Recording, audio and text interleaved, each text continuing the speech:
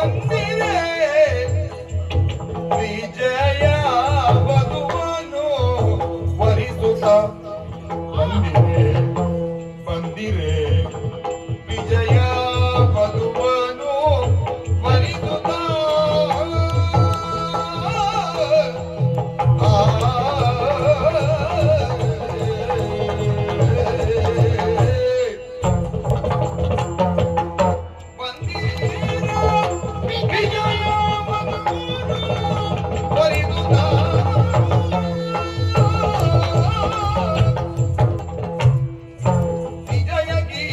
ಹಾಡುವೆ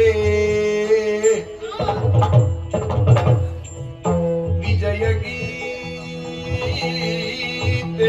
ವಿಜಯ ಗೀತೆಯ ವಿಜಯ ಗೀತೆಯ ಹಾಡುವೆ ವಿಜಯ ಗೀತೆಯ ಹಾಡುವೆ ನಿಮಗೀಗ ವಿಜಯದಾರತಿ ಬೆಳಗುವೆ ನಿಮಗೀಗ ವಿಜಯದಾರತಿಯ ವಿಜಯದಾರತಿ ಬೆಳಗುವೆ ಬೆಳಗುವೆ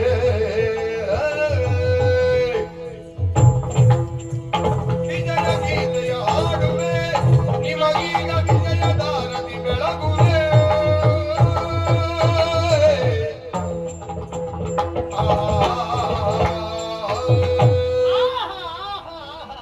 ನನ್ನ ಗಂಡನಿಗೆ ನಗಲಿಕ್ಕೆ ಬರ್ತದೆ ಅಲ್ಲ ನಿಮ್ಮ ಮುಖದಲ್ಲಿ ನಗುವನ್ನು ಕಾಣಿಸೋದ್ರಲ್ಲಿ ಬನ್ನಿ ಇದ್ರೆ ಈ ಗಂಡಸರಿಗೆ ರಸಿಕ ಸರವೇ ಇಲ್ಲ ಸ್ವಲ್ಪ ಎಂತದು ನಾನೇನು ಅನ್ಯ ಅಯ್ಯೋ ಮತ್ತೆ ನನ್ನ ಹೆಂಡತಿ ಹೌದು ಹೌದು ಅಲ್ಲ ನಿಮ್ಮ ಮುಖ ಜೀವ ಹೆಂಡತಿ ಅಲ್ಲ ಹೆಂಡತಿ ಹೋಗಿ ಅಲ್ಲ ನಿಮ್ಮ ಮುಖದಲ್ಲಿ ನಗುವನ್ನು ಕಾಣದೆ ಎಷ್ಟು ಸಮಯ ಆಯ್ತು ಆದ್ರೆ ಈಗ ನೀವು ನಗು ನಗುತ್ತಾ ಏನ ದೊಡ್ಡ ದೊಡ್ಡ ಹೆಜ್ಜೆ ಹಾಕೊಂಡು ಬರೋದು ನೋಡ್ತಾ ಇದ್ದೆ ನೀನು ಯಾವಾಗ ನನ್ನ ಕೊರಳಿಗೆ ಮಾಲಿಕೆ ಹಾಕಿದ್ಯೋ ಹೌದೌದು ಆವತ್ತೊಂದು ನಕ್ಕಿದ್ದುಂಟಲ್ಲ ಅದ್ಭುತ ನನ್ನ ತಗೊಳ್ಳಿಕ್ಕೆ ಬಿಡ್ಲಿಲ್ಲ ಎಂತದಕ್ಕಾಗಿದೆ ಹಾಗಲ್ಲ ಮತ್ತೆ ಸಂಸಾರಿಕವಾದ ಜಂಜರಗಳು ರಾಜಕಾರಣ ಕಿರೀಟ ಹೊತ್ತವರಿಗೆ ಕಿರುಕುಳ ಇರ್ತದೆ ಅದೇ ಇದ್ದದ್ದೇ ಮದುವೆ ಆದ ಮೊದಲನೇ ವರ್ಷ ಗಂಡ ಮಾತಾಡ್ತಾನೆ ಹೆಂಡತಿ ಕೇಳ್ತಾಳೆ ಹೌದು ಎರಡನೇ ವರ್ಷ ಹೆಂಡತಿ ಮಾತಾಡ್ತಾಳೆ ಗಂಡ ಕೇಳ್ತಾನೆ ಮೂರನೇ ವರ್ಷ ಗಂಡ ಹೆಂಡತಿ ಇಬ್ರು ಮಾತಾಡ್ತಾರೆ ಪಕ್ಕದ ಮನೆಯವರು ಕೇಳ್ತಾರೆ ಎಲ್ಲ ಸಂಸಾರದಲ್ಲಿ ಇದ್ದದ್ದೇ ಅದರ ವಿಶೇಷ ಅಲ್ಲ ಆದರೆ ನನಗೆ ಇವತ್ತು ನಿಮ್ಮನ್ನು ಕಂಡಾಗ ಮದುಮಗನ ಹಾಗೆ ಕಾಣುದು ಹೌದಾ ಅವತ್ತು ಮದುವೆ ಮಂಟಪದಲ್ಲಿ ಅಂತರ್ಪಟ ಸರಿಸಿ ಇದು ಮಾಲೆ ಹಾಕುವಾಗ ನೀವು ನನ್ನ ಮುಖವನ್ನು ನೋಡುವಾಗ ನನ್ನ ಮುಖದ ಸೌಭಾಗ್ಯ ಲಕ್ಷ್ಮಿಯನ್ನು ನಾನು ಪಡೆಯುತ್ತಿದ್ದೇನೆ ಅಂತ ನೀವು ಹರ್ಷ ಪಟ್ಟದಿತ್ತಲ್ಲ ಇವತ್ತು ಹಾಗೆ ಮದುಮಗನೇ ನೀವು ಯಾರು ವಿಜಯ ವಧುವನ್ನು ವರಿಸುತ್ತ ವಿಜಯ ಭಾಮಿನಿ ವಿಜಯಲಕ್ಷ್ಮಿಗಳಿಗೆ ಮಾಲಿಕೆ ಹಾಕಿ ಬಂದವರಿದ್ದೀರಿ ಓ ಜೊತೆಯವರೇ ನಿಲ್ಲಿಸಿಕೊಂಡೇ ಮಾತಾಡ್ತಾ ಇದ್ದೇನಲ್ಲ ಅಯ್ಯೋ ನಾನು ಯಾವತ್ತೂ ನಿಂತ ಬನ್ನಿ ಬನ್ನಿ ಇದ್ರೆ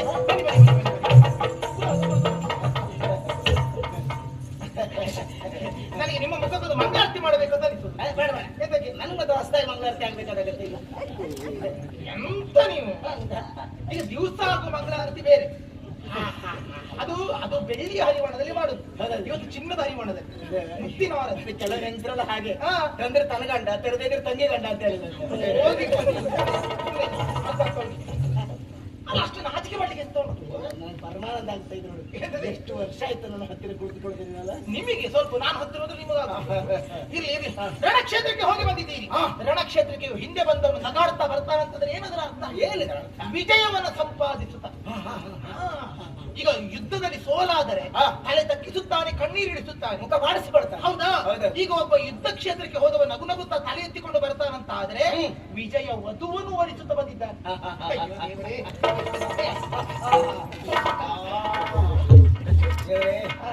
ಈ ದಿನ ಯಾವತ್ತೂ ಇಲ್ಲಪ್ಪ ಹೆಂಡತಿ ಗಂಡನ ಕಾಲು ಒತ್ತಬೇಕು ಲಕ್ಷ್ಮೀ ನಾರಾಯಣ ಹೌದೌದು ಮಾತ್ರ ಮನೆಯಲ್ಲಿ ಲಕ್ಷ್ಮಿ ಅನಿಸ್ತಾಳೆ ಇಷ್ಟು ದಿವಸ ನನ್ನ ಕಾಲು ಒತ್ತಿಲ್ಲ ನೀವು ಇಡ್ಲಿಲ್ಲ ಬೇಡ ಬೇಡ ಒಂದು ಗಂಡ ಹೆಂಡತಿ ಸಮಾನತೆ ಅಂತ ಹೇಳಿದ್ರಿ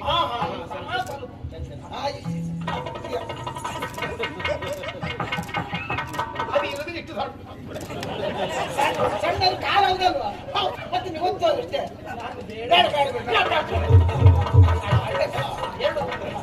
ಆಯ್ತಾ ನಿಮಗೆ ಒಂದು ಸೀತಾ ಆಗದೆ ಮತ್ತೆ ನಾನು ಇಂಥದಕ್ಕೆ ನಾನು ಎಲ್ಲಿದ್ದೇನೆ ಈಗ ನೀವು ನಮ್ಮ ಸ್ವರ್ಗದಲ್ಲಿ ಒಲಿದ ಹೆಂಡತಿ ಬಳಿಯಲ್ಲಿರಲು ಒಲೆ ಒಲೆ ಬುಡವೆ ಒಲೆ ಒಲೆ ಬಿಡುವ ಸ್ವರ್ಗ ಹೌದಲ್ವಾ ಯಾಕೆ ಗೊತ್ತಾ ರಣಕ್ಷೇತ್ರಕ್ಕೆ ಹೋಗಿ ಬಳಲಿ ಬಂದಿದ್ದೀನಿ ಹೌದೌದು ನಾನು ಇವತ್ತಂತೂ ತುಂಬಾ ಬಳಲಿದ್ದೆ ಪಾಪ ತುತ್ತಾಗ್ಬಿಡುವೆ. ಅಲ್ಲಪ್ಪ ಆ ಧನುಸ್ಸಲ್ಲಿದ್ದ ಸಿಂಧಿನಿಯನ್ನು ಎಳೆದು ಎಷ್ಟು ಕೈ ನಾನು ಇವತ್ತು ಎಳ್ದ ಸ್ವಲ್ಪ ಕೈಗಳು ಮಾತ್ರ ನೋಡಿ ಅದಕ್ಕೆ ಹೇಳು ಈಗ ಯುದ್ಧ ಬೇಡ ಹೇಳಿದ್ರಿ ನಾನು ಯುದ್ಧ ಮಾಡಬೇಕು ಅಂತ ಹಠ ಹಿಡಿದೆ ಈಗ ಏನಾಯ್ತು ಜಯ ಸಂಪಾದನೆ ಆಯ್ತು ಹೆಂಡತಿ ಮಾತು ಕೇಳಿದ್ರಿಂದ ಹೌದಾ ಆದ್ರಿಂದ ಹೇಳುದು ಅದಕ್ಕೆ ನೋಡಿ ಬುಡಕ್ಕೆ ಬಂತು ಹೌದು ಹೆಂಡತಿ ಮಾತನ್ನು ಕೇಳಬೇಕು ಯಾಕಾಗಿ ಎಲ್ಲಿಂದ ಎಲ್ಲಿ ಪ್ರಸಂಗತಿ ಎಲ್ಲಿಂದ ಎಲ್ಲಿ ಹೊಂದಾಣಿಕೆ ನೋಡು ಮತ್ತೆ ಅದಕ್ಕೆ ಹೇಳುದು ಗೃಹಿಣಿ ಗ್ರಹ ಮುಚ್ಚತೆ ಸರಿ ಇದ್ರೆ ಇದೇನು ಗ್ರಹ ಮುಚ್ಚುತ್ತೆ ಹೋಗಿಪ್ಪ ನೀವು ನೀ ಯಾವತ್ತಾದ್ರೂ ಮನೆ ಮುಚ್ಚಿದ್ದುಂಟ ಆಗಿಲ್ಲ. ನೀ ಮನೆ ಮುಚ್ಚಿದ್ದೆಲ್ಲ ಇಲ್ಲ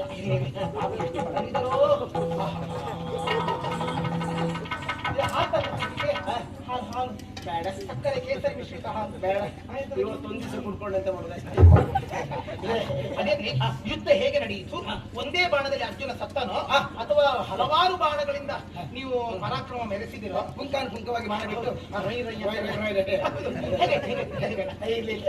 ನಾಳೆ ಹೇಳ್ತೇನೆ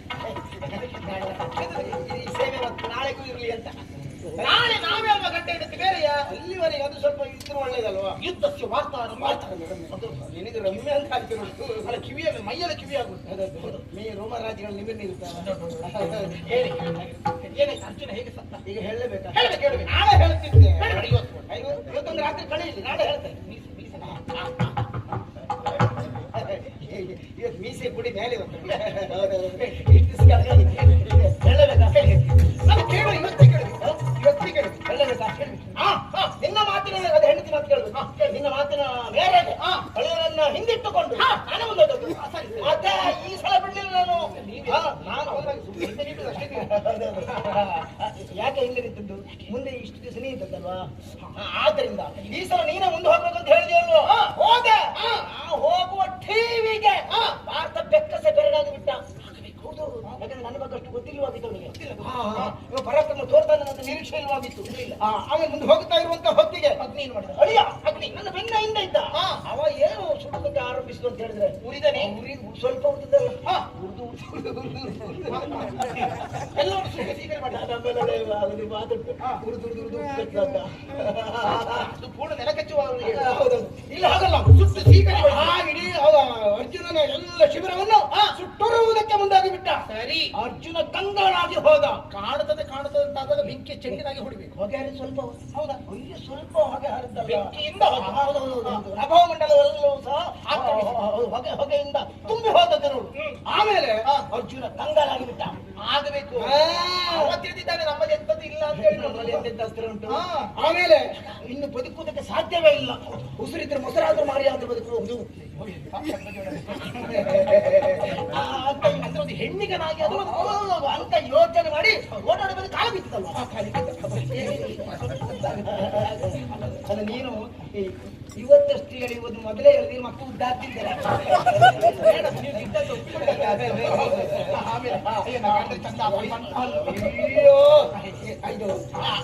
ಆಮೇಲೆ ಖಾಲಿ ಬಿದ್ದಲ್ವ ನಮ್ಮ ಒಳಿಯ ಕಾಲಿ ಬಿದ್ದಲ್ವ ಅಗ್ನಿಯ ಕಾಲಿ ಅಗ್ನಿ ಹೌದಪ್ಪ ಆ ಪಾಂಡವರು ಪಾಪಿಗಳು ಬದುಕಿದ್ದೇ ಹಾಗೆ ನಮಗೆ ತಲೆ ಎತ್ತಲಿಕ್ಕೆ ಆಗುದಿಲ್ಲ ಅಂತ ಗೊತ್ತಾದದ್ದೇ ತಡ ನಮ್ಮನ್ನು ಬದುಕಿದ್ದೆ ಬಿದ್ದು ತಲೆ ಬಿಡ್ತಾರೆ ಗೆದ್ರೆ ಕಾಲು ಹಿಡಿತಾರೆ ಮತ್ತೆ ದ್ರೋಣಾಚಾರ್ಯರಿಗೂ ಕಾಲಿಗಟ್ಟೆ ಬಿದ್ದವ ಬದುಕಿದ್ದ ಭೀಷ್ಮರ ಶಿಬಿರಕ್ಕೆ ಹೋಗಿ ಅಜಾತ ನಮಸ್ಕಾರ ಹಾಗೆ ಹಣೆ ಬಾರ ಇಷ್ಟೆಲ್ಲ ಕಲ್ತಿದ್ದು ನಿನ್ನಷ್ಟು ತಿಳುವಳಿಕೆ ಉಳಿದವರಿಗಿದ್ದೆ ಎಷ್ಟು ಆಮೇಲೆ ನಾಳೆ ಹೇಳಿಕೊಡ್ತೇನೆ ಆಯ್ತಾಯ್ತು ನಾಳೆ ಹೇಳ್ಕೊಳ್ಳೋದು ಬೇಡ ಇದು ಕಾಲಿಗೆ ಬಿದ್ದ ಅಲ್ವಾ ಬಿದ್ದ ನಮ್ಮ ಅಗ್ನಿಗೆ ಹಳಿಯರಿಗೆ ಅಳಿಯ ಅಗ್ನಿ ಕರುಣೆ ಉಚ್ಚೇರಿ ಬಂತು ಕರುಣೆ ಹೌದು ಕರುಣೆ ಮಂತ್ರಾಧೀನ ದೈವತಮಲ್ವಾ ಅನ್ನ ಸೂಕ್ತವನ್ನ ಪಠಿಸ್ತಾ ಇಲ್ವಾ ಹಾಗಾಗಿ ಅಗ್ನಿ ಪ್ರಸನ್ನನಾಗಿ ಬಿಟ್ಟ ಅರ್ಜುನನಿಗೆ ಅವರು ಇಲ್ಲ ತಣ್ಣಗಾದ ಮತ್ತೆ ಭಯಂಕರ ಉರ್ದ ಆಮೇಲೆ ಅವ ಅನ್ನದ ಸೂಕ್ತಿಯನ್ನು ಹೇಳಿದ್ದೆ ತಡ ಅಗ್ನಿ ತಣ್ಣಗಾದ ಇರಿ ನಮ್ಮ ಅಳಿಯ ಅಗ್ನಿಯಾಗಿ ಸುಡಬೇಕಾದಷ್ಟು ಸುಟ್ಟಿದ್ದಾನೆ ಈಗ ದೇವ ಅಗ್ನಿಯಾಗಿ ಅವನು ಪಠಿಸಿದ್ದಕ್ಕೆ ಸ್ತೋತ್ರಕ್ಕೆ ಮನ್ನಣೆ ಕೊಟ್ಟು ತಣ್ಣಗಾದ ಯಾಕೆ ತಣ್ಣಗಾದ ಇಷ್ಟವರೆಗೆ ನಾನು ಮಾಡಿದ್ದೇನೆ ಈಗ ನನ್ನ ಮಾವ ಮಾಡ್ಲಿ ಅಂತ ಹೇಳಿದ ಆಗ ನೀವು ಬಿಲ್ಲು ಬಾಣ ಹಿಡಿದು ನಾನ್ ಬಿಟ್ಟರೆ ಹಾಗೆಲ್ಲ ಎಲ್ಲ ರೈ ಬಿಡುದಲ್ವಾ ಬೇಕು ಅಂತ ಸಿದ್ಧತೆ ಮಾಡಿಕೊಂಡೆ ತಡದ ಅವನಾಗುದಕ್ಕೆ ಸಾಕು ನೀವು ಬೇಡ ಅಂತ ಹೇಳ್ದ. ತಡೆದರೆ ಹೌದೌದು ತಡೆದು ತಡೆದು ಇನ್ನು ಮುಂದೆ ಯುದ್ಧ ಎಲ್ಲ ಬೇಡ, ಇನ್ನು ಮುಂದೆ ಯುದ್ಧ ಎಲ್ಲ ಬೇಡ, ಸುಮ್ಮನೆ ಯಾಕೆ ಎಂತ ಪ್ರಯೋಜನ ಉಂಟು ಯುದ್ಧ ಮಾಡಿ? ಎಲ್ಲ ಸಾಯುದಲ್ವಾ? ಹೋದವ್ರು ಹೇಗೂ ಹೋದ್ರು, ಇದ್ದವರಾದ್ರೂ ಬದುಕಲಿ. ಅದರಿಂದ ಹೇಗೂ ಅರ್ಜುನ ಬಂದಿದ್ದಾನೆ ದೊಡ್ಡವ, ಕಪ್ಪ ಕಾಣಿಕೊಂಡು ಒಪ್ಪಿಸಿ ಬಿಡು ಅಂತ ಹೇಳಿ ಹೇಳ್ಬಿಟ್ಟ. ತಡ ಮಾಡಲಿಲ್ಲ, ಆಯ್ತು ಅಂತ ಒಪ್ಪಿಬಿಟ್ಟ.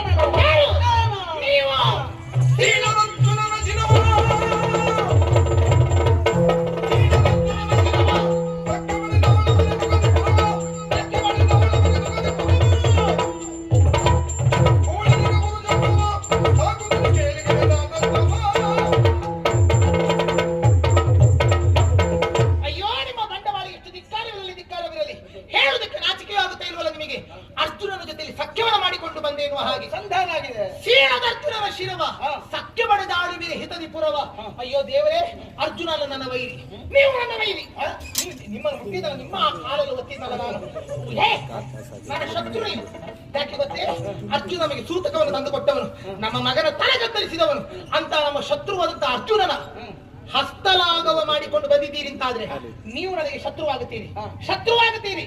ಕಪ್ಪ ಕಾಣಿಕೆಯನ್ನು ಕೊಡುವುದಕ್ಕೆ ಬಿಡುವುದಿಲ್ಲ, ಯುದ್ಧ ಮುಂದುವರಿಯಬೇಕು.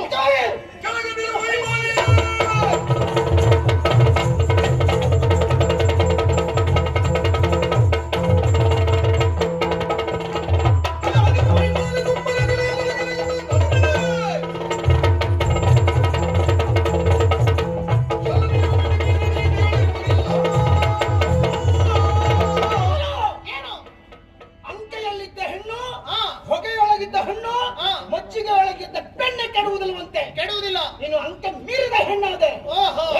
ಏನು? ಗಿಡದ ಬುಡದಲ್ಲಿ ಬೇರಿರ್ಬೇಕು, ತುದಿಯಲ್ಲಿ ಹೂ ಇರಬೇಕು. ಇಲ್ಲಿ ಹಾಗಾಗಲಿಲ್ಲ. ಬುಡದಲ್ಲಿ ಹೂವು, ತಲೆಯಲ್ಲಿ ಬೇರದ ಹಾಗಾಯಿತು. ಏನು? ಎಷ್ಟು ಸಲ ನೀನು ಹೇಳಿದ್ದನ್ನು ಕೇಳಿಕೊಂಡಿದ್ದದ್ದು. ಯಾಕೆ ಅಂಕೆ ಜಾರಿತು ಗೊತ್ತಾ? ಈ ಅಂಕೆಗೆ ದುರ್ಬಲ ಇದು, ಇದು ಬಲವಾದ ಅಂಕೆ ಅಲ್ಲ. ಹಾಗಾಗಿ ನಾನು ಜಾರ್ತಾ ಇದ್ದು ನನ್ನ ಅಂಕ ಏನು ಎನ್ನುವುದು ನೀವು ಸರಿಯಾಗಿ ಅರ್ಥ ಮಾಡಿಕೊಳ್ಳಲೇ ಇಲ್ಲ. ನಿಮ್ಮ ಬಿಂಕದನ್ನು ಅಲ್ಲಿ ತೋರಿಸಬೇಕಾಗಿತ್ತು, ಹೆಣ್ಣು ನನ್ನಲ್ಲ. ಹೆಣ್ಣು ಹೇಗಿರ್ಬೇಕು ಹಾಗಿದ್ರೆ ಚಂದ. ಎಲ್ಲಿ ತಪ್ಪಿದ್ದೇನೆ? ಎಲ್ಲಿ ತಪ್ಪಿದ್ದಲ್ಲ. ಇಷ್ಟು ವರ್ಷ ಆಯ್ತು. ಹೌದು, ನನಗೆ ಯಾವ್ದಾದ್ರು ಕೆಲಸ ಮಾಡುವುದಕ್ಕೂ ಅಥವಾ ನನ್ನ ಮಾತು ಕೇಳುವುದಕ್ಕೆ ನೀನು ಮುಂದಾಗಿದ್ಯಾ? ಎಲ್ಲವೂ ನಾನು ಹೇಳಿದ ಹಾಗೆ ಆಗ್ಬೇಕು, ನಾನು ಹೇಳಿದ ಹಾಗೆ ಕೇಳಬೇಕು. ಅದೇನೂ ಇಲ್ಲ. ಗಂಡ ಹೆಂಡತಿಯರು ಸರಿ ಸಮಾನವಾದ ಸಮಾಲೋಚನೆಯನ್ನು ಮಾಡಿ ಕಾರ್ಯತತ್ವವಾಗಬಹುದು. ನಾನಿಲ್ಲಿ ತಪ್ಪಿದ್ದೇನೆ. ಆದ್ರೆ ನೀನ್ ಹಾಗೆ ತಾನೇ ಹೆಚ್ಚು ಅಂತ ಹೇಳುವ ಪಿಂಕವನ್ನು ತೋರಲಿಕ್ಕೆ ಮುಂದಾದಳು. ಆದ್ರಿಂದ ಈಗ ಕೊನೆಯದಾಗಿ ಹೇಳ್ತಾ ಇದ್ದೇನೆ, ಏನೋ ಇನ್ನು ಮುಂದೆ ನೀ ಹೇಳಿದ ಹಾಗೆ ನಾನು ಕೇಳುವುದಲ್ಲ. ನಾನು ಗಂಡ ನಾನು ಹೇಳಿದ ಹಾಗೆ ನೀನು ಕೇಳಿಕೊಂಡು ಮನೆಯಲ್ಲಿ ಬಿದ್ದಿದ್ರೆ ಒಳ್ಳೆಯದಾಯ್ತು. ಹೌದಾ? ಇಲ್ಲಿ ಹೊರಟು ಹೋಗ್ಬೇಕಂತ. ಮನೆಯೊಳಗೆ ಬಿದ್ದುಕೊಂಡಿರುವುದು ಯಾರು? ನೀನು ಹೇಳ್ತಿ ಹೆಣ್ಮಕ್ಕಳಲ್ವಾ? ಹೌದು. ಹೆಣ್ಣಲ್ಲ.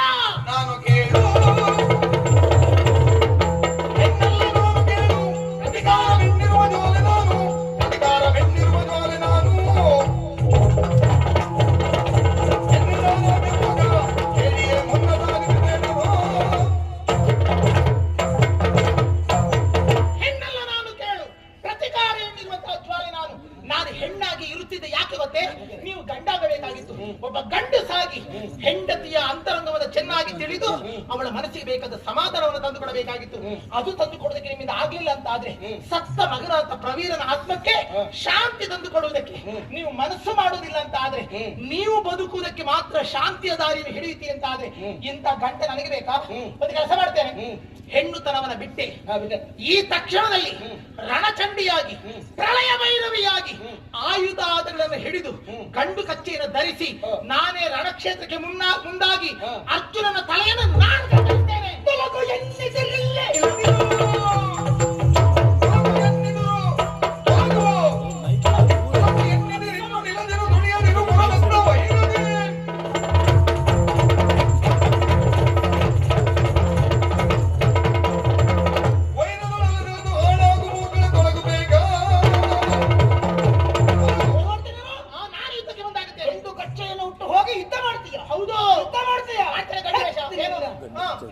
ಏನು? ಅದು ಹಾಗೆ ಏನು? ಗಂಡು ವೇಷ ಮಾಡ್ತೇನೆ. ಆದ್ರೆ ಗಂಡು ವೇಷ ಮಾಡಿದ್ರು ಸಹ ಗಂಡು ತನ ಎನ್ನುವುದು ಬೇಕಾಗುತ್ತದೆ. ಆದ್ರೆ ಗಂಡ ಆಗಿರುವಂತ ನಿಮಗೆ ಹೆಣ್ಣು ಬಂದೋಯ್ತಲ್ಲ, ಕೈ ಮುಡಿಕೊಂಡು ಬದುಕುವಂತ ಗಂಡತನ ಬಂದದ್ದಲ್ಲ. ನಾವು ಯಾರು, ನಮ್ಮ ಅಳತೆ ಏನು ಅಂತ ನಮಗೆ ಗೊತ್ತುಂಟು. ಎಂತದ ಅಳತೆ? ಮೀರಿ ವಿವರಿಸುವುದಕ್ಕೆ ಮುಂದೆ ಆಗಬಾರದು. ಆಗ್ಲಿ ಅವನೊಬ್ಬನೇ ನರಳು ಅಂತ ತಲೆಬಾಗಿದ ನೀವು ಮತ್ತೆ ಹೆಣ್ಣಿಗಾಲ ನಿಜವಾಗಿಯೂ ನರನೇ ಹೌದು. ಹಾ.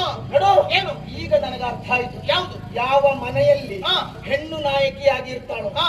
ಯಾವ ಊರಿನಲ್ಲಿ ಹಾ. ಹೆಣ್ಣು ನಾಯಕಿಯಾಗಿರ್ತಾಳೋ, ಹಾ. ಯಾವ ಮೇಳದಲ್ಲಿ ಹೆಣ್ಣು ನಾಯಕಿಯಾಗಿರ್ತಾಳೋ ಹಾ. ಅದು ಬಹಳ ಕಾಲ ಉಳಿಯುವುದಿಲ್ಲ ಅಂತ ಅರ್ಥ. ಅದು ಅಂತಲ್ಲಿ ಇದ್ದದಕ್ಕೆ ಶುದ್ಧ ಮಾಡಿ ತಿಳ್ಕೊಂಡು ಅಂತಲ್ಲಿ ಇದ್ದದಕ್ಕೆ ಮಾಡಿ ತಿಳ್ಕೊಂಡು ಇವತ್ತಲ್ಲ ನಾಳೆ ಆದ್ರೂ ಸರಿಯಾಗುತ್ತೆ ಸರಿಯಾಗುತ್ತೆ ಅಂತ ನೋಡು. ಹೌದಾ? ಗಂಡಸರ ಸ್ವಭಾವವೇ ಅದು, ಸಹನಶೀಲ. ಯಾರು? ಏ ದೇವ್ರೇ, ಗಂಡು ಸಹನಶೀಲ ಅಲ್ಲ, ಹೆಣ್ಣು ಸಹನಶೀಲ. ಹಾ. ಗಂಡು ಯಾವಾಗಲೂ ಪ್ರತಿಕಾರ ನೀಡಬೇಕಾದ. ನೀನ್ ಹೆಣ್ಣು ಗಂಡು ಬೇಕು. ಯಾರು? ತೊಂದ್ರೆ, ನಾನು ಬಜಾರಿ ಅದು ತೊಂದ್ರೆ ಇಲ್ಲ. ನೋಡು, ಹಾ.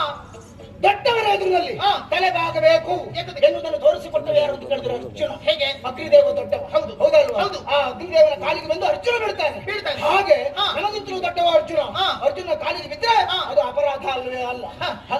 ಅರ್ಜುನನಿಗೆ ಬದುಕೋ ಬುದ್ಧಿಯೇ ಬಂದು ಹೋಯಿತು. ಹಾ. ಅಗ್ನಿಯ ಕಾಲಿಗೆ ಬಿದ್ದ ಯಾಕಾಗಿ? ಹಾ. ಅಗ್ನಿ ದೇವನಿದ್ದಾನೆ. ಹ್ಮ್. ಕೇವಲ ಒಬ್ಬ ಮನುಷ್ಯನಲ್ಲ, ನಮ್ಮ ಅಳಿಯ ಅಷ್ಟೇ ಅಲ್ಲ ಅವನ ಸ್ಥಾನಮಾನ. ಹಾ. ದೇವನು. ದೇವನ ಕಾಲಿಗೆ ಅವ ಬಿದ್ದರೆ ತಪ್ಪೇನು ಅಲ್ಲ.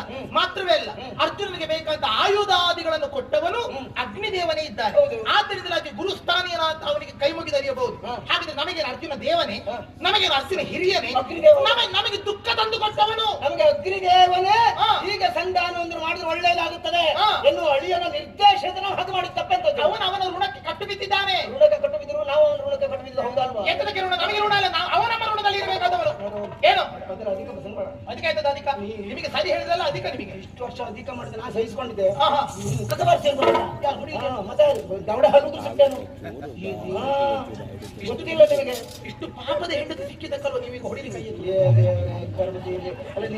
ಅಲ್ಲ, ಯೋಚನೆ ಮಾಡಿ. ಹೌದಾ? ಈಗ ಬೇರೆ ಯಾರು ಜೋರಿನ ಹೆಂಡಾಗುತ್ತಿದ್ರೆ ಇಷ್ಟೊತ್ತಿಗೆ ತಿರುಗಿ ಹೊಡಿತಿರ್ಲಿಲ್ವಾ? ಈಗ ನಾನು ಕೈ ಎತ್ತಿದ್ದೆ, ನಾನು ಕೈ ಎತ್ತಿದ್ದೆ. ಜೋರಿನ ಹೆಣ್ಣು ಅಂತ ಹೇಳಿದ್ರೆ ಹೇಗಿರ್ತಾನ? ಯಾರಿಗೆ ಗೊತ್ತು? ನೀವು ಸಂಸಾರ ಮಾಡಿ ನೋಡಿ. ಈಗ ನಾನಿಷ್ಟು ಸೌಮ್ಯ ಸ್ವಭಾವದವಳು ಆಗ್ತಕ್ಕೆ ನಾನು ಸುಮ್ಮನಿದ್ದೆ, ನೀನು ಹೊಡಿತಾನೆ ಅಂತ ಪ್ರತಿಕಾರ ಮಾಡಿದ್ದು. ಒಳ್ಳೆ ಹೊತ್ತಿಲ್ಲ ಹಾಗೆ ಬೇಡ ನೀನು. ಎಂತದ್ದು? ಸೌಮ್ಯ ಸ್ವಭಾವದವಳು ಅಂತ. ಹೌದಾ? ನೀನು ಮುಖ ನೋಡಿದ್ರೆ ಗೊತ್ತಾಗ್ತದೆ. ಎಂತದ್ದು? ನೀ ಸೀತೆ ಅಂತ ನೋಡಿದ್ರೆ ನೀನು ಶೂರ್ಪಣಕ್ಕೆ ಅಂತ ಈಗ ಗೊತ್ತಾಗ್ತದೆ ನನಗೆ. ಯಾರು? ನೀನು ನೀವೀಗ ನಾನು ಯುದ್ಧ ಮಾಡ್ಲಿಕ್ಕೆ ಬಿಡ್ತೀರಾ ಇಲ್ಲ? ಬಿಡುವುದಿಲ್ಲ. ಎಂತದ್ದು? ಹಾ, ತೊಲಗು. ಎಲ್ಲಿ? ನಿನ್ನ ಅಗತ್ಯ ಇಲ್ಲ. ನಿನ್ನ ಅಗತ್ಯ ಇಲ್ಲ. ಔಷಧ ಹೋಗಿ ಹೊರಡು. ಎಂತದ್ದು? ಹೊರಟಾಗ ನೀನು. ನಾನೇನು ಇಲ್ಲಿ ಸಾಲ ಮಾಡಿಕೊಂಡು ಒಂದು ಬಾಡಿಗೆ ಕೊಟ್ಟುಕೊಂಡು ಬಂದು ಕೂತದಲ್ಲಿ ಗೊತ್ತಾಯ್ತಲ್ಲ? ನಿಮ್ಮದಿ ನನ್ನದಿಲ್ಲಿ ಸಾಲ ಇಲ್ಲ, ನಮ್ಮದು ಸಾಲ ಇಲ್ಲ. ಜಾಗ ನಮ್ದು ಗೊತ್ತುಂಟು. ಆಯ್ತದ? ನಾನು ಓಡಿ, ನೀನು ಸೊಸೆಯಾಗಿ ಬಂದಳು. ನಾನು ಓಡಿ ಬಂದ ಹೆಣ್ಣಲ್ಲ. ಅವತ್ತು ಮದುವೆ ಮಂಟಪದಲ್ಲಿ ಅಗ್ನಿ ಸಾಕ್ಷಿಯಾಗಿ ನಿಮ್ಮ ಹಿಂದೆ ಸಪ್ತಾವಧಿ ತುಳಿದು ಬಂದಿದ್ದೇನೆ ನಾನು. ಎಂತದ್ದು? ಹೆಣ್ಣು ವೇಷ ಮಾಡಿದವರಾದ್ರೂ ಸ್ವಲ್ಪ ಒನಕು ಅದು ನಡೀತಾರೆ. ನೀನು ಹೆಣ್ಣೆ ಆಗ ಆರ್ತಿ ಹಾರ್ಬಿಟ್ಟು ಸಾಯ್ಬೇಡ. ಹೌದಾ? ಸಪ್ತಾವಧಿ ತುಳಿಲಿಲ್ವಾ? ನಿಮ್ಮ ಹಿಂದೆ ಬರಲಿಲ್ವಾ ಅವತ್ತು? ನೆನಪಾಗ್ತದೆ. ಎಂತದಕ್ಕೆ? ಅವತ್ತು ಪುರೋಹಿತರು ಏನು ಹೇಳಿದ್ರು? ಏನ್ ಹೇಳಿದ್ರು? 3 ಚಾ ಹೇಳಿದ್ರು. ಹೌದಾ? ಪುರೋಹಿತರು ಯಾರಿಗೆ ಹೇಳಿದ್ರು? ನಿಮ್ಮ ಒಬ್ಬರಿಗೆ? ಒಬ್ಬರಿಗಲ್ಲ, ಮತ್ತೆ ಇಬ್ಬರಿಗೂ ಸೇರಿ. ನನಗೆ ಸಿಗ್ಲಿಲ್ಲ. ನೀನು ಯಾವ್ದ್ರ ಲಾಭ ಸಿಕ್ಕಿದ್ರೆ ಕಾಯ್ತಾ ಇರುವುದು. ಎಂತ ಚಾ ಹೇಳಿದ್ರು? ಅದು ಹಾಗಲ್ಲ. ಧರ್ಮೇ ಚ, ಅರ್ಥೇ ಚ, ಕಾಮೇ ಚ, ನಾತಿ ಚರ್ಯಾಮಿ ನಾತಿ ಚರಿತವ್ಯಂ. ಹೌದಾ? ಈ ಚಾವ ಆವತ್ತು 3 ಚಾ ನಾನು ಹೇಳಿದೆ ನೋಡು, ಅದೇ ತಪ್ಪಾದ. ಮೂರ್ತಿ ಹೋದದ್ದು ನಿಮಗೆ. ಹೌದು, ಧರ್ಮ ಅರ್ಥ ಕಾಮಗಳಲ್ಲಿ ಅತಿಕ್ರಮಿಸ ಕೂಡದ ಗಂಡ ಹೆಂಡತಿಯರನ್ನು ನನ್ನ ಮನಸ್ಸಿನ ಕಾಮವನ್ನು ಈಡೇರಿಸಿದ್ರ? ಈಡೇರಿಸಿದ್ರ? ಈ ಅತಿ ಕಾಮಕ್ಕನ್ನೆಲ್ಲ ಸರಿ ಮಾಡ್ಲಿಕ್ಕೆ ಆಗುದಿಲ್ಲ. ನಿಮಗೆ ಅದು ಹಾಗಾದ್ರೆ ನಿಮಗೆ ಪ್ರತಿಕಾರ ತೀರಿಸುವುದಂದ್ರೆ ಅತಿ ಕಾಮಕ್ಕತನ ಆಗುತ್ತದಲ್ಲ? ಹೋಗುದಿಲ್ಲ, ನಾನು ಹೋಗುವುದಿಲ್ಲ. ನನ್ನ ಮನೆ ಇದು, ನಾನಿಲ್ಲಿಯ ಸಾಮ್ರಾಜ್ಞಿ, ನಾನು ರಾಣಿ, ಇಲ್ಲಿಯ ಮಹಾರಾಜ ಸಮ್ರಾಟ ನಾನು. ನಾನು ನಿಮ್ಮ ಹೆಂಡತಿ. ಹೆಂಡತಿ ನೀನ್ ಹೆಂಡತಿಯಲ್ಲ, ಹೆಂಡತಿ ನೀನು ಜೀವ ಹೆಂಡತಿ ಬಿಟ್ಟೆ. ನಾನು ಈಗ ನೀನ್ ನನಗೆ ಹೆಂಡತಿಯಲ್ಲ, ನಾನು ನಿನಗೆ ಗಂಡಲ್ಲ. ಬಿಟ್ಟೆ ಬಿಟ್ಟೆ ಬಿಟ್ಟೆ ಬಿಟ್ಟೆ. ಅಷ್ಟು ಸುಲಭ ಇಲ್ಲ. ನೀ ನನಗೆ ಗಂಡನಲ್ಲ, ನಾನಿನ್ನ ಹೆಂಡತಿಯಲ್ಲ, ನನ್ನ ನಿನ್ನ ಸಂಬಂಧ ಕಡಿಯಿತು, ನಿನ್ನನ್ನು ಬಿಟ್ಟೆ ಬಿಟ್ಟೆ ಬಿಟ್ಟೆ ಅಂತ 3 ಸಲ ಹೇಳಿದಾಗ ಕಡಿದು ಹೋಗುವಂತ ಸಂಬಂಧ ಎನ್ನುವಂತ ಆ ಶಾಸನ ನಮ್ಮ ದೇಶದಲ್ಲಿ ಬಿದ್ದೋಗಿ ಬಹಳ ಕಾಲ ಆಯಿತು. ಅದು ಮಾಡ್ತಾ ಇದ್ದವ್ರು ಹೋಗ್ತಿದ್ದಾರೆ ಈಗ ಅಷ್ಟೇ. ಗೊತ್ತಾಯ್ತಲ್ಲ? ಹೋಗುದಿಲ್ಲ. ಏನು? ನನ್ನ ಮನೆಗೆ ಹೋಗುದಿಲ್ಲ, ಹೋಗುದಿಲ್ಲ, ಹೋಗುದಿಲ್ಲ, ಹೋಗುದಿಲ್ಲ. ಉದ್ಯೋಗ ಯಾಕೆ ಹೋಗ್ಬೇಕಂತ ಕೂಡ್ತದೆ ನೋಡೋದಿಗೆ, ಕೂಡ್ತದೆ ನಿನಗೆ. ಅದು ಹೆಮ್ಮೇಡಿ. ಅದು ಯಾರಾದ್ರೂ ವಿಚಾರ ಬರ್ತಾರೆ. ನನಗೆ ಈ ಕೆಲವು ಹೆಣ್ಣು ಮಕ್ಕಳಿಗೆ ಅವಳು ದೊಡ್ಡ ಪಜಾರಿ ಅಂತ ಹೇಳುವುದನ್ನು ಕೇಳಿದ್ದೆ. ಅದು ಈಗ ಪ್ರತ್ಯಕ್ಷ ಗೊತ್ತಾಗಿದೆ. ಪ್ರತ್ಯಕ್ಷ ಅಲ್ಲ, ನನ್ನ ಎದುರು ಕೈ ಹೆಂಡತಿ ಬಜಾರಿ ಆಗುದು ಯಾವಾಗ ಗಂಡ ಸರಿ ಇಲ್ಲದಿದ್ರೆ ಅಲ್ಲಿ ಯಾವ ಹೆಂಗಸು ಬಜಾರಿ ಆಗುದಿಲ್ಲ. ಹೌದಾ? ನಜ್ಬಂಡ ಏನೋ ಯಾರು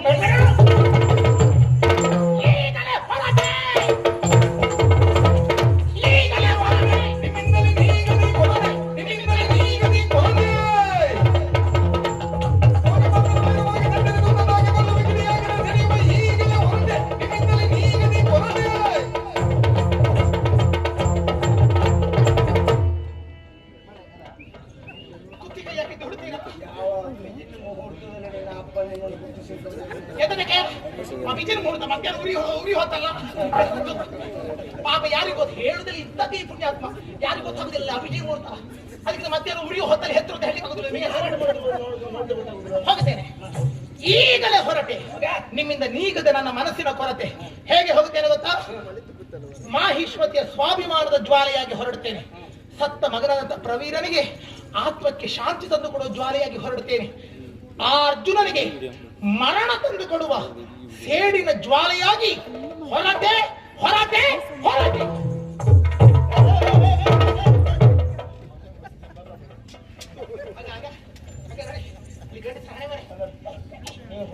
ಹೋಗುವಾಗ ಆ ರೀತಿ ನೋಡಿ, ಈ ಗಂಡಸ ಹಣೆ ಬರಲ್ಲ ಅಷ್ಟೇ. ಹೆಂಡತಿ 3 ದಿವಸ ತವರು ಮನೆಗೆ ಹೋದ್ರೆ ಇವರು ಕೈ ಕಾಲ ಆಡುದಿಲ್ಲ. ಬಿಟ್ಟು ಹೋಗ್ತೇನೆ ಅಂತ ಹೇಳಿದ್ರೆ ನಡೀತದ? ಎಂತ ಬೇರೆ ಎಂತ ಇದದು ಅಭಿಜಿನ್ ಮುಹೂರ್ತದಲ್ಲಿ ಹೆತ್ತದಲ್ವ, ಹಾಗಾಗಿ ಬಂದರೆ ನಿಮ್ಮನ್ನು ಗ್ರಹಣ ಕಾಲದ ಪುಸ್ತಕ ಗೋಧುಡಿಯಲ್ಲ ಹೆತ್ತದ್ದು ನಿಮ್ಮದ್ದು ಖಂಡಿತ. ಮುಂದೆ ರಾಜೆ ಹೀಗಿರ್ಬೇಕಂತದಲ್ಲ. ಎಂತದ್ದು ಕದ್ದದ ಎಂತದಕ್ಕೆ ನಿಮ್ಮೊಟ್ಟಿಗೆ ಸಂಸಾರ ಮಾಡುದಿಲ್ಲ. ಹೊಟ್ಟೆ ಹೊಟ್ಟೆ ಹೊಟ್ಟೆ ಹತ್ರ ನನ್ನ ಜಾಪವಾದ ಗಂಡು ಗಂಡು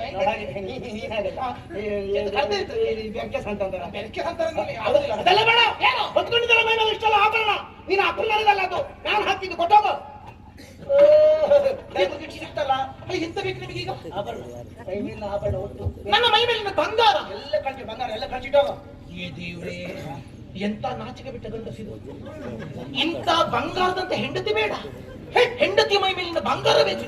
ಈ ದೇವ್ರೇ, ನಾಚಿಕೆ ಬಿಟ್ಟದ್ದೇ. ನೀನು ಬಂಗಾರ ಎಲ್ಲರೂ ಗೊತ್ತಿಲ್ಲ, ನೀ ಕಾಗೆ ಬಂಗಾರ ಗೊತ್ತಿಲ್ಲ ಅಷ್ಟೇ. ನಿಮಗೆ ಅರಿಲಿ ಗೊತ್ತಿಲ್ಲ ಅಷ್ಟೇ. ನಿಮಗೆ ಆಯ್ತು, ನನಗೆ ಬೇಡ. ನಿಮಗೆ ಆಭರಣಗಳ ಮೇಲಿನ ಮನಸ್ಸಿರ್ಬೋದು, ನನಗೆ ಬೇಡ. ನನಗೆ ಇದಕ್ಕೆ ಆಭರಣ, ನನಗೆ ಒತ್ತು ಸಾಯವಲ್ಲ ನನ್ನದೇ ಅದು, ಗೊತ್ತಾಯ್ತಲ್ಲ? ಹೋಗ್ಲಿ ಅಂತ ಮಾಡಿಸಿದ ಅಕ್ಕ ಸಾಲಿಗೂ ನೀವಲ್ಲ, ಗೊತ್ತಾಯ್ತಲ್ಲ?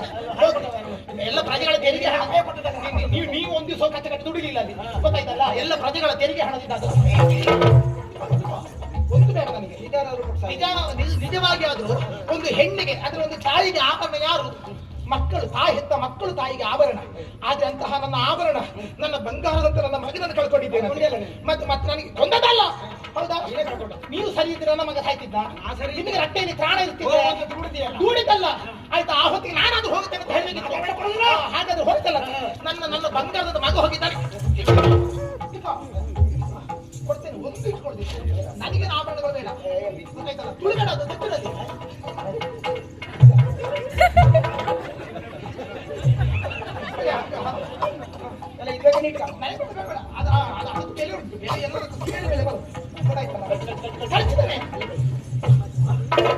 ಹೆದರಿ ಸಾಯ್ತದೆ ಈ ಗಂಡು. ಅದಾಗುದಲ್ಲ. ಮತ್ತೆ ಇದು ಮತ್ತೆ ರಣಕ್ಷೇತ್ರಕ್ಕೆ ಹೋಗಿ ದಂಡು ಕಡಿದು ಅಷ್ಟರಲ್ಲೇ ಅಕ್ಕ ಸಾಲಿಗೆ ಕೊಡ್ತೇನೆ. ಈ ಹೂವೆಲ್ಲ ಉಂಟಲ್ಲ, ಈ ಹೂವು ನಾನು ತೆಗಿಬೇಕಾದ್ರೆ ಯಾವಾಗ ಯಾವಾಗ ಯಾವಾಗ ಈ ಅಡ್ಡ ಮಲಗಿದಾಗ ನನಗೆ ಆಭರಣ ಬೇಡ. ನಾ ಅಡ್ಡ ಮಲಗಿದ ಇವತ್ತಲ್ಲ. ಅಷ್ಟಕ್ಕೆ ಗಂಡುತನ, ಮತ್ತೆಂತದಿಲ್ಲ. ನನಗೆ ಆಭರಣ ಬೇಡ. ನಾನೇನು ಆಭರಣ ಹಾಕಿ ಚಂದ ಕಾಣಬೇಕು ಅಂತಿಲ್ಲ. ಅಲ್ಲದಿದ್ರು ನಾನು ಚಂದ ನಾವು ಹೀಗಿದ್ರು ಚಂದ ಮಾಡಿ ಕಾಣ್ಲಿಕ್ಕೆ ಆಗುತ್ತದೆ. ನೀವು ಅದರ ಮೇಲೆ ಕಚ್ಚಿಕೊಂಡು ಬನ್ನಿ, ಮತ್ತೆ ಅಲ್ಲಿ ಬೇಕು ತಟ್ಟೆ ಹಿಡಿದು ಬೇಡ ನಿಮ್ಗೆ ಗೊತ್ತಾಯ್ತಲ್ಲ? ಹೆಣ್ಣು ಮಕ್ಕಳು ಬಟ್ಟೆ ತೆಗೆದು ಚಂದ ಅಂತದನ್ನೇ ಬಯಸುದು, ಮತ್ತೆಂತದ್ದಲ್ಲ. ಅಂತದನ್ನೇ ಕೊಡ್ತೇನೆ. ಕೊಡ್ತೇನೆ. ನಿಜವಾಗಿದ್ರೆ ನನ್ನ ಕಿವಿಯೋಲೆಯನ್ನು ನಾನು ಕಳಿಸಿದ್ದು ಯಾವಾಗ ಆಗಿತ್ತು ಗೊತ್ತುಂಟಾ? ಯಾವಾಗ ನೀವು ಸತ್ತಾಗ. ಅದು ಬದುಕಿರುವಾಗ ಕಿವಿಯಲ್ಲಿ ಕಳಿಸುತ್ತೇನೆ. ಇದಕ್ಕೆ ಮುಂದಲೆ ಅಂತ ಹೆಸರು. ಮದುವೆ ಆದ ಮೇಲೆ ಹೆಣ್ಣಿನ ಬೈತಲೆ ಬರಿದಾಗಿ ಕಾಣಬಾರದು. ಅದು ನೀವು ಬೈತಲೆ ಹೆಚ್ಚಾಯ್ತು, ಹಾಗಾಗಿ ಬೈತಲೆ. ಆಗ ಒಂದಿಷ್ಟು ಸಿಂಧೂರ ಆದ್ರೂ ಹಚ್ಚಿಕೊಳ್ಬೇಕು, ಅಲ್ಲದ್ರೆ ಒಂದಿಷ್ಟು ಆಭರಣದಿಂದಾದ್ರೂ ಬೈತಲೆಯನ್ನು ಮುಚ್ಚಿಕೊಳ್ಬೇಕು. ಈಗ ಹೋಯ್ತು, ಇದು ಬೋಳ್ ತಲೆ ಆಯ್ತು. ಇದು ನಾನು ಸಿಂಧೂರ ಪ್ರತಿಕಾರವೇ ಮಾಡುದಿಲ್ಲ.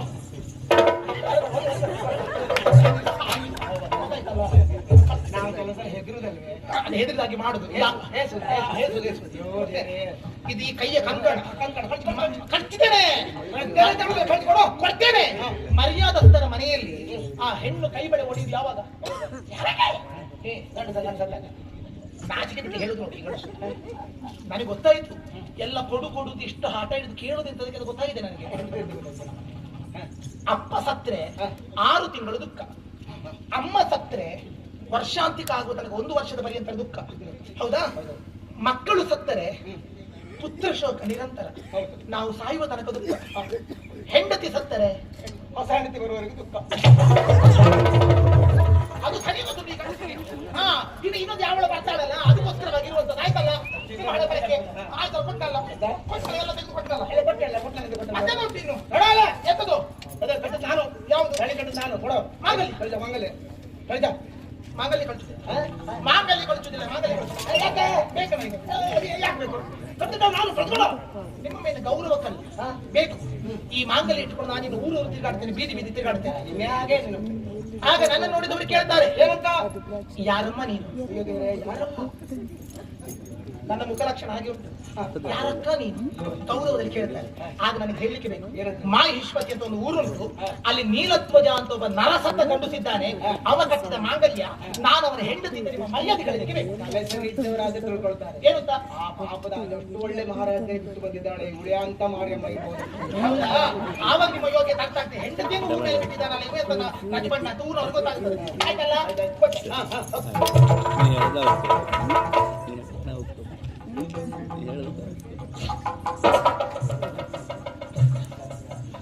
ಏನೋ ಗಂಡ ಹೆಂಡತಿ 4 ಮಾತು ಬರ್ತದೆ, 4 ಮಾತು ಹೋಗ್ತು. ಅದಕ್ಕೆ ಉದ್ವೇಗ ಸರ್. ಅಷ್ಟಕ್ಕೆ ನೀನು ಹೆಂಡತಿ ಅಲ್ಲ, ನಾನು ಗಂಡ ಅಲ್ಲ ಅಂತ ಹೇಳುವುದ? ಹೊರಟು ಹೋಗುದ ಬಿಡುವುದ?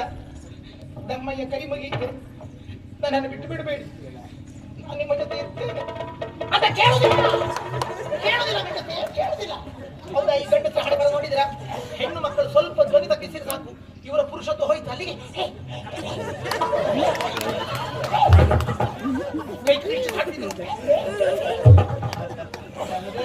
ಒಪ್ಕೊಂಡಿಲ್ಲ ಆ ರೀತಿ ಸೊಂಟಲ್ಲಿ ತೀರ್ಸ್ಬೇಡ.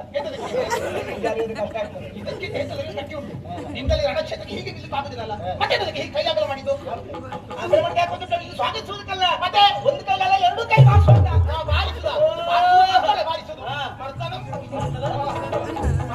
ಶಕ್ತಿ ವರ್ಧನ ಕೆಲವುದಕ್ಕೆಲ್ಲ ಗೊತ್ತಾಯ್ತಲ್ಲ. ಅದು ಹೋಗ್ತೇನೆ.